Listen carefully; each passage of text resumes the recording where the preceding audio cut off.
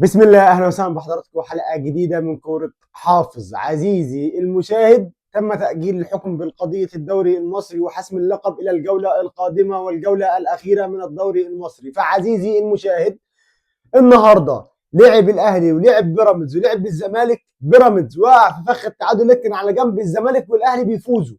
الاهلي بيفوز بعد تالق كبير 3-0، والزمالك بيفوز بشق الانفس 1-0.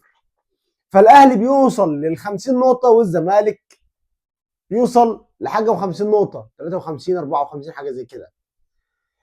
ان لم يكن هناك تعادل للزمالك فخلاص فاز بالدوري.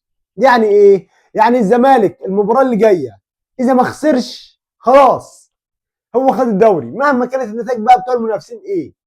الاهلي 50، بيراميدز واقف عنده 51، ويظل الزمالك في مقدمة الدوري. الزمالك قدامه مباراة واحدة مع سيراميكا كليوباترا، إذا فاز الزمالك المباراة اللي جاية خلاص كسب الدوري، إذا تعادل برضه كسب الدوري، إذا خسر نقول للزمالك باي باي، أو نقول للزمالك مبروك لو الأهلي أو بيراميدز ما فازوش المباراة اللي جاية.